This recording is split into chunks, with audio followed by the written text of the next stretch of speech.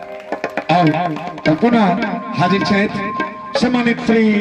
Love Kishan ji. धन्यवाद। जब lipstick आयो हमरा का लिपस्टिक में भलसाही नजर आ रहा है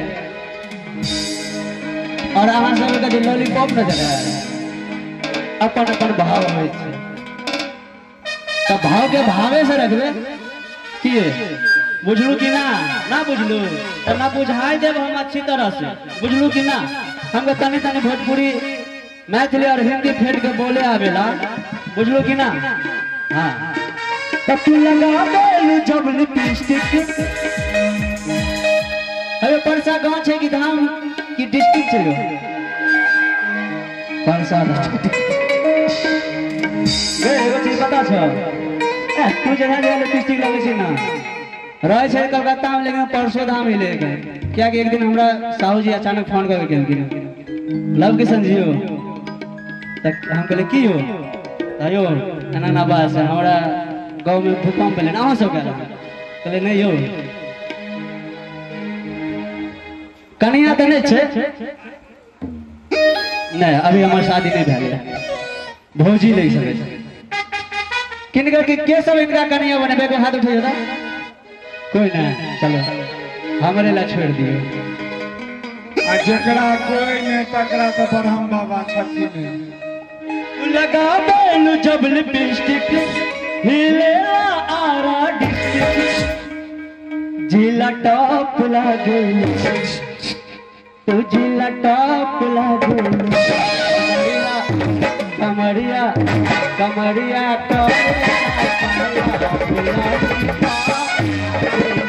कमरिया कमरिया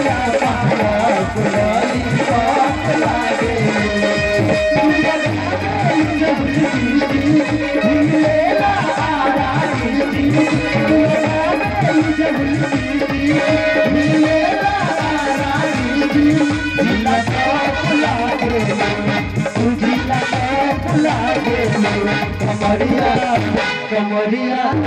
कमरिया करेला काला पुरानी पाप लागे कमरिया करेला काला पुरानी पाप कमरिया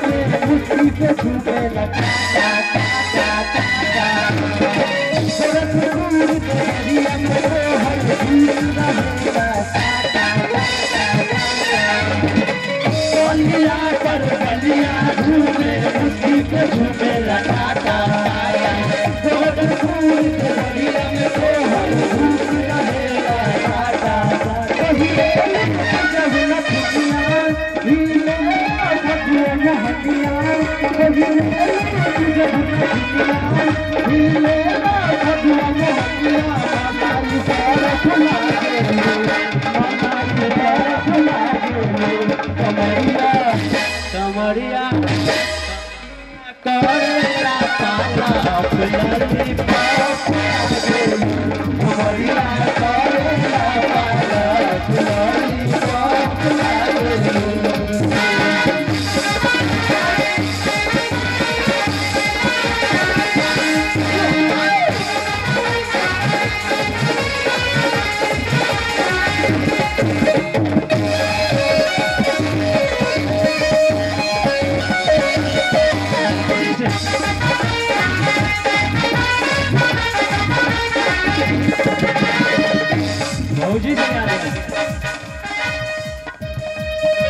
घघरा पर छपरा ही ले गोली के चले ला गोली गोली गोली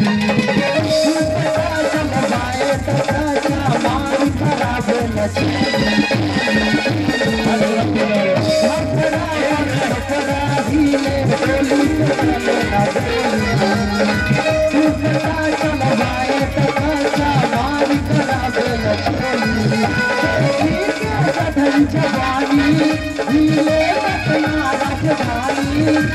जी कदम जवानी ये पटना राजधानी मलाई भारत लागे मलाई भारत लागे कमरिया कमरिया कमरिया है कमरिया कमरिया हमारे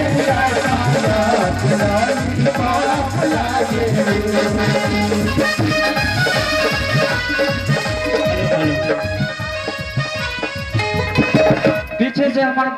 बहुत दुलरवा है ते द्वारे डिस्टर्ब करे छे आप सब बुरा नहीं मानबे कमरिया कोरे लपा लपे पर का कहिए कहता नहीं कहता तो कहतिया कि कहता कहता नहीं तो कहतिया कि कहता हमरे के छोड़ के परदेसी में रहता हाय देखो आगे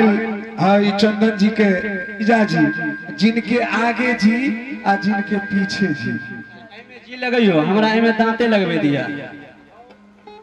कहियो जिनके आगे जी जिनके पीछे जी ये हैं हमारे चंदन जी के जीजा जी। अरे बाप रे बाप इनके तरफ से 100 रुपए का पुरस्कार है और साथ ही आप हैं दीपक राज जी की तरफ से भी 100 रुपए का पुरस्कार है। हम तमाम कलाकारों ने आयो करते हैं। लड़का के जीजा जी छे आ लड़का हमारा भाई लागे छे अभी हम तक तुम्हारे छे हमरो जुगाड़ करने लगेबे बुझलिए। हाँ